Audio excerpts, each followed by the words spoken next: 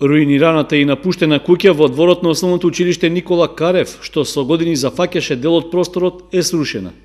По барање на овластениот општински урбанистички инспектор, училишниот двор е расчистен, со што се отвора можност за понатамошна реализација на деталниот урбанистички план за овој дел од градот.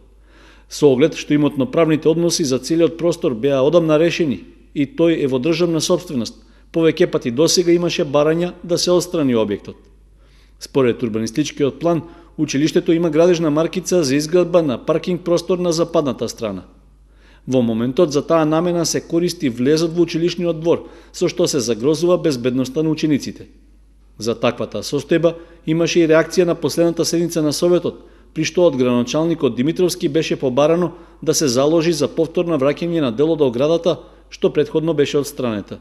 Дали има можност тука да се реши овој проблем побрзо? Верувам дека и раководниот орган ВИ се има обратено од ова проблем, што родителите на нас секој ден ни го префрлат и не може да ја објасниме дека не е наша вина, па така да вие како најкомпетентен се надевам дека ќе помогнете да се реши овој проблем.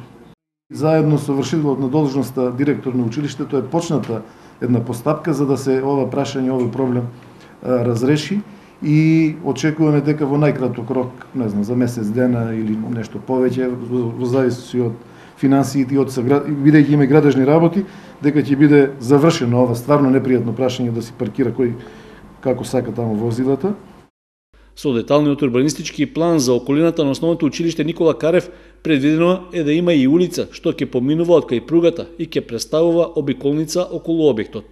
Исто така, предвидена е и можност за изградба на современ паркинг простор со капацитет од 60 на возила. За сега од локалната самоуправа нема информации дали по отстранувањето на старата куќа во училишниот двор ќе се продолжи со реализација на предвидените содржини во планскиот документ.